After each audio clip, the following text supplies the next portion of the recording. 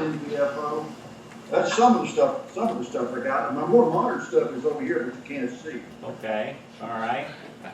That's good. I always notice that stuff, but that's some real vintage, good stuff there. And of course, Dave, our club president's got a whole garage, our basement full of it. So I haven't been over to his house, but Dave's got a lot of vintage stuff too. So I'm the guy trying to keep this camera from rolling around on the counter here. there we go. When I got my license, it wasn't vintage. Well, there you go. So you're kind of an old timer on the air, you know. That's like 1965, when I was 15. Wow, wow. Well, 65, they had, the Collins was big back then, you know. But I didn't know anybody that could afford it. Yeah, that was all the Rolls Royce stuff, you know, they had flying and they had flying. Half a year's pay to buy it, so Yeah, that was a rich man's radio. yeah, absolutely. But did you get a Drake, or you could got a something else? Well, the L4B or the Twins, or you could get Kenwood. I think was around at that time. Yaesu was around. Well, Jesus started. They were the first ones to import a transceiver, and that was around 1974, and that was the FT101. I think that's the big one though. Yeah. All right. Oh yeah, the FT101. Did you have any problem with it being a little off frequency when you use that one? They would drift a little bit, but all those early radios did. I know a lot about these radios because when I started making these antennas, and I got too old to see it anymore, I worked on this stuff for about 30 years. That's what I did. I repaired Yaesu, Kenwoods, Icons. So I probably know more about the radios than I do the antennas, but I got old and I just couldn't see the stuff that well anymore, so I stopped. Well, that's, yeah, because there's a lot of little teeny parts in there now versus the two. Well, they are now. I mean, the stuff that they're making now, I don't really understand how anybody fixes it, because if you can't see it, how you fix it? But they probably just replace the boards. I don't know what they're doing anymore. Yeah, it's a little easier just to do that, pull the board out, put a new one in. Yeah. Kentech did a good job in there, so they made boards really easy, accessible, well marked, all that, easy to work on. Yeah, it was serviceable, field serviceable. Yeah. The Kentechs were, yeah. Yeah, exactly. Fortunately, they're gone now. Yeah, I know. I own some of their stuff, so it's hard to get it fixed up the way you want it, but yeah, but it was great equipment in its day, so it was a good thing. Well, tell us how you kind of got into the antenna thing, and then about this off-center fed antenna that you're building that looks pretty funky. It's got, looks like a big winding on it and a PVC pipe. And I'll explain how that works in just a second. The way I got into it was, like I had mentioned, I was having a harder time working on the stuff because of my vision, which is still, I can see fine normally, but to see the small stuff, I was having to use stronger and stronger magnifying glasses, and I decided it was time to try something different. So I decided, oh, maybe I can make some antennas and sell them, and I didn't know if it would work or not, but I tried it, and yeah, this thing worked pretty good. So I've been doing that for about 3 years, and the biggest seller that I have is the off-center fed dipole, which is kind of a misnomer. Everybody calls it an off-center fed dipole, but if it's off-center, it's not really a dipole. The dipole means the same thing on both sides. right. So the more correct term for it would be just an off-center fed multi-band wire antenna. There you That describes it. And basically what it is, in a dipole, you're feeding the center. If you move 1/3 off of center, the match point is about 200 ohms, but it's a 200 ohm match on the multiple harmonics of most of the amateur bands. It'll work 80, 40, 20, 12, 17, 10, and 6 without having to use a tuner. It's below 2 to 1 on all of those bands, except on 80. It will not cover the whole band, but no 80 meter antenna is going to cover the whole band. It's resonant around 3.5, 500, which means they're pretty broadbanded, but by the time you get up to 3800, you're at about 2 to 1. So if you want to operate the high end of 80 with this thing, it's a good idea to use a tuner. Now on all the other bands, Palm, CW, no tuner is going to be necessary. Amazing. So what? Does not work 15 and it does not work 30. Those are two bands that won't work. They're working with a tuner, but it's marginal. Okay. What about the power or handling capability of the antenna? Well, of course, I'm not the only one that makes these things, but if you have a sufficiently large balun, they'll handle as much power as you want to put into it. Okay. The one that I make, which is, you can see it, this is pretty much the size of the balun I'm using. And inside, this is what is actually doing the matching. That is we use a ferrite stick, which is that size, and number 14 wire, and this is 11 turns, and there's 2 wires, and we go, well, I can't really show you very well. It's kind of a funny way it's constructed, but it provides a 50 to 200 ohm match. Now, it's called a balun. Everybody calls these things baluns, but that's not really what this thing is. Because a balun means balanced to unbalanced transformation. We're not doing that with this. This is basically what it is a voltage transformer. And we go 50 ohms to 200 ohms. The difference between a voltage transformer and a current transformer is the way it's designed. If it's with a current transformer rather than a voltage, we'd have to use 2 of these coils rather than 1. There's advantages and disadvantages to both, but I like to use a voltage transformer because I have tried current transformers. My first ones were current transformers. I found that it didn't work any better, and it wasn't as broad-banded as it is using a voltage transformer. So that's why I use a voltage transformer. It's also cheaper to make a voltage transformer if you're only using 1 sticker. And mine, you asked about the power. This will handle 3 kW, and I've tested it to 3 kW, no problem. Excellent. Excellent. And that's the one that comes with the antenna then? Yes, what we have, this is one that's, when I make them, there's a wire sticking out here, but I don't solder to that. It actually goes in and is soldered inside. And this is all one continuous piece on either side, so there's nothing here to road or break. Right.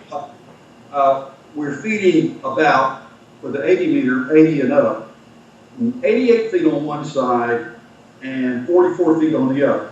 So that's 2/3 one side, 1/3 the other.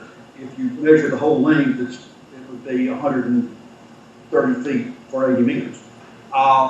And it's not critical how this runs. It can be inverted V, it can be dipole, it's either way. Have you measured out any kind of, is it unity, or is it, you got some gain on it, on the band, different bands? It would be unity on 80 as you go up, since it's longer than a half wave, you're going to get, perhaps if it's high enough, a little bit of gain before, it'll start to make the lobes kind of close in. But it's going to be such a small amount of gain, I don't think it would be even worth mentioning. Basically, it's going to perform as dipole performed at that same band. In other words, the difference between this and say, you've got 40 meters, and you're comparing it to a 40 meter dipole in the same location. Basically, they would be no difference that you can tell. There will be a measurable difference on an antenna range because there's going to be a little bit of loss in this. It's not much. It's a dB or less. So you would never notice that on the air. Okay. So you make this off-center fed wire antenna. Got that right. So which call it a dipole. Everybody else does. Yeah. Well, you more perfectly instructed us here, so I want to make sure I got it right. I have a question here. What's the relationship between resonance and radiation? Okay. An antenna or a radiating element does not have to be resonant to radiate. All it has to do is be able to take the power you're putting into it. So what is resonance anyway? Well, generally everybody thinks of it as a half wave, and then you've got a piece of coax, it matches. It doesn't have to be that. You can feed it with anything as long as you've got something that can transfer the power from the source to the load, which is this piece of wire. It's going to radiate. Now, if it's really short compared to the wavelength of the band you're operating on, it doesn't irradiate an area emission.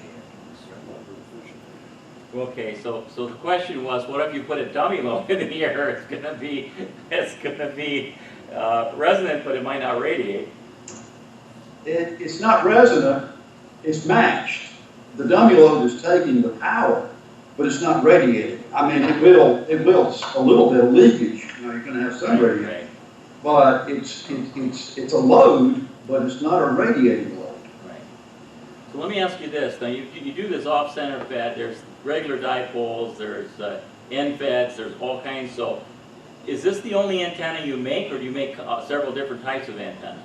I make a double extended ZEP, which these are single band antennas, and they can be made for any band you want. And they actually will give you about a 3 dB gain over a regular dipole because they're very long. For instance, the double extended ZEP 180 is 240 feet, so that's a lot of real estate. But on 80, unless you had it real high, you don't really have the gain advantage, because in order to get the gain, you're going to have it halfway in the air. But on 20 and 15 and perhaps even 40, you can get the antenna high enough that if you've got room to put it up, it gives you a little bit gain of 3 dB off the broadside. So that's a double extended ZEP. I also have double bazooka antenna, which is supposedly more broadbanded than a dipole. I kind of question whether they are or not, but they're supposed to be. And also, I make a 2 meter J-pole antenna, which is inside of PVC2. Okay. So of all of those wire antennas, I mean, which would be the preferred one for somebody who just a regular on any ham? Yeah. Well, the most versatile thing and the simplest thing that gives you the most bang for the buck is the off-center fed dipole. Right. Because, in fact, I'm using one myself. I have hooked antennas, but I use that a lot because it works on all the bands, most all the bands, and you don't have to worry about a tuner, and it'll take the power, and it works pretty well. It sure beats a vertical in most cases. Right. So, and they're cheap. I mean, you can make one for $30 or $40. Not including Ballon. The Ballon costs you maybe another 30 pennies. You can buy these things anywhere. But if you buy mine, it's already cut. You don't have to do anything but hang it up. So you're saving a little bit when you make it yourself. You don't save much. Okay. Okay, is the feed line part of the radiator of that antenna then? Okay. No. There's somebody that makes, and several people are making, they call what is called a Carolina window, all right? And what that supposedly does, it takes about 25 feet of feed line and makes it radiate. And they say that gives you a vertical radiating section. I don't think that really does you a whole lot of good, but that's a selling point that they use. On mine, what I suggest you do is you take a choke bound out of the coax by taking about 25 feet of coax and winding it about 9 turns, a foot in diameter. And that gives you a choke at the feed point to keep the RF off of the feed line. If you do not do that or use a commercially made choke bound or line isolator, the feed line can affect the SWR. You change lengths of feed line, you can see changes in your SWR.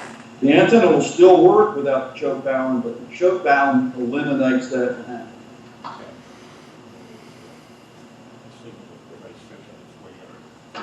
Hey Stan, Yes. ask him how much I paid for that antenna. Well, Joe wants me to ask you how much he paid for his antenna he bought from you.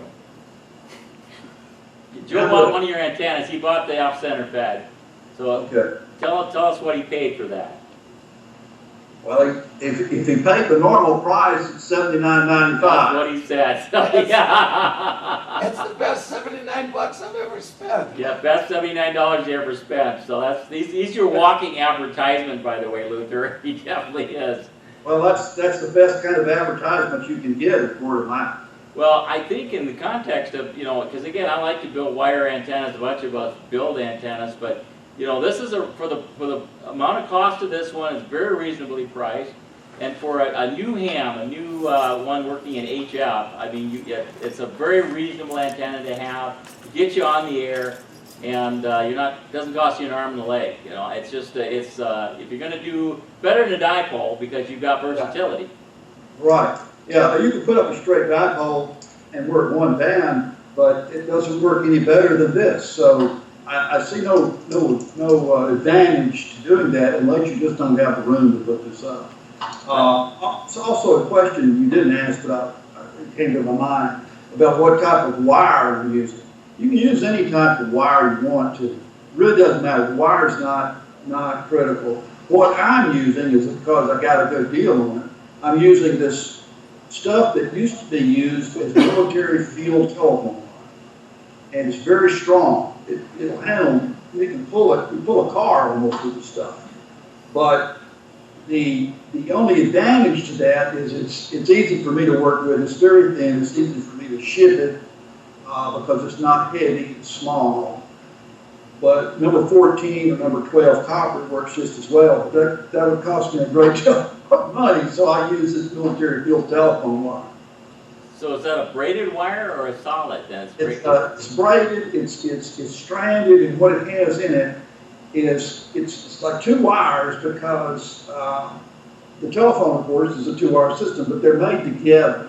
So it looks like it's one wire, but actually there's two separate wires, and each wire has 8 strands in it, and I think 6 of the strands are copper, and 2 of the strands are galvanized wire. That's where it gets its strength. But when you solder to it, I don't know if the galvanized is taking the solder or not, but it solders real well. So whatever is in there, it works. So is it like 16, basically 16 gauge, or is it smaller than that? If you stripped it back and looked at the size of the wire just by itself without the insulation, it would probably be equivalent to a 14-stranded wire. Okay, that's pretty good. You get enough broadbandiness on that then, at least big enough to get some broadbandiness then. Well, I don't think it's that big of a factor, but what you're looking for is just to be able to handle the current without any losses, be able to be strong. Right. I think the strength is good. You want it to break off. So. And I crimp it too. I use an aluminum ferrule at the antenna point and at the end insulator, so the wire comes and it's crimped together. Because this stuff you can't hardly twist it together because it just comes apart. It's crimped with a crimping tool. Okay. Just the nature of it. Other questions from the crew out here? We know Joe loves the antenna for sure. So tell us what your website is, how we can find out Okay, information. my website is maxconus.com. That's like the United States, just Okay. MAXCONUS, all one word, .com. Excellent. Okay, any other questions? You wrote that down. Lloyd's got it written down. We'll try to get it done whenever we get our webpage back up again. So, yeah, at some point here. So any other questions, guys? Any other things you want to tell us about the antenna? Obviously, you've gone through a lot of things as far as used to work on radios, and obviously there's a lot of new ones out there right now. Have you been following the new ones or not, like the 7300? You know, hey, I'm a ham, and I love this stuff as much as anybody else does. And a radio that I'm really impressed with, it's got a price tag on it that's pretty high. But a friend of mine, and I used it because he got hit by lightning, so I was working on it for him, and I wasn't successful in repairing it. I ended up sending it back to Kenwood. But that's the TS990. Is that the right one? 590? Big one, not the 5, the 9. I think it's the 9. That's the big one, yeah. That's the $7,000. Yep. That is an excellent radio. Except if it gets hit by lightning, then it doesn't work very Well, anything can get hit by lightning. well. Take it off and disconnect it from the Yeah, exactly. If he's using amphenol connectors on his balance. Are you using amphenol connections on your balance and whatnot? No, it's not amphenol.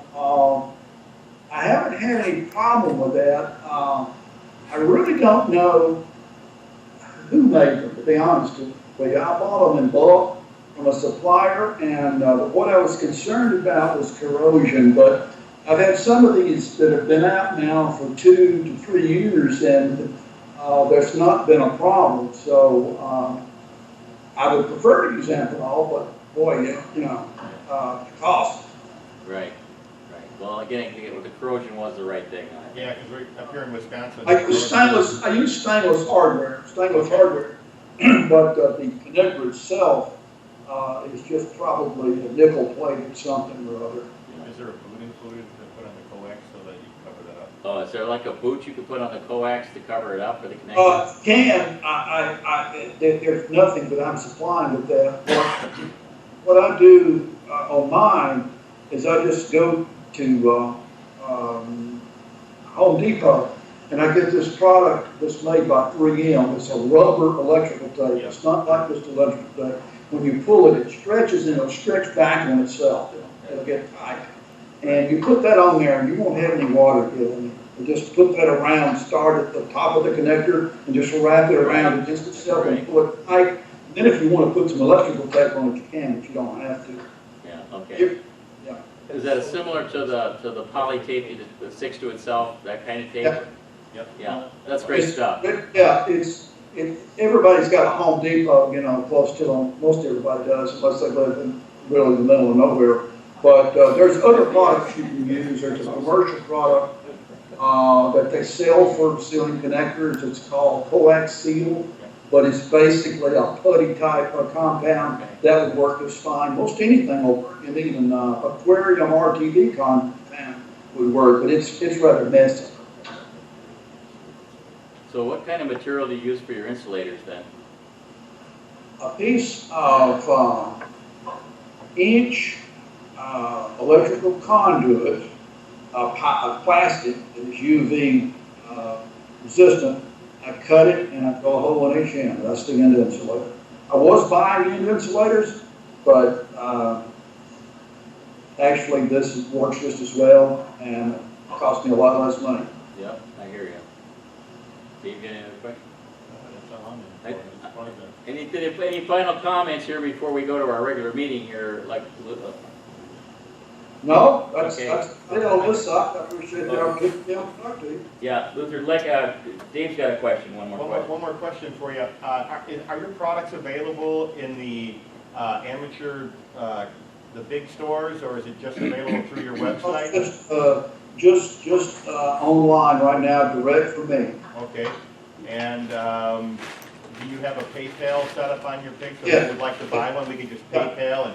All of the products that I've got, there's like you go to the first page and there's a list of the products. You click on that product, and then it goes to the next page. And on that page, there'll be a little button that says "Buy Now," and you press that, and it takes you right to PayPal, where you can use your credit card or use your PayPal account. How many products do you have altogether?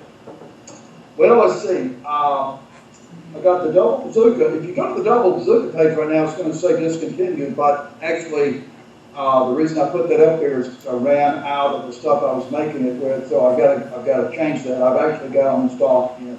The Double Bazooka, I got the J-Pole 2 meter, I got the extended double Zell, and I got the off-center fed dipole. Have you considered making something for the 160 meter DX band? I could. I haven't had anybody really want anything. Alpha Delta used to make some garbage, but their wire, I don't know what they were using, was junk. You seem to be using some better quality stuff, which, believe it or not, makes a big difference in the world of radiation. I mean, you know, it's a difference between having a dummy load in the air and an antenna in the air. Good wire is good wire. Bad wire is bad wire. If somebody wants something, they can call me and I'll make it for them. There you go. And it wouldn't, it'd be just a normal price. Right. So in other words, on your website, if we wanted you to like make us like 30 meter antennas, or if we wanted to have a dozen of a particular cut specifically for a band, you're not opposed to taking care of that?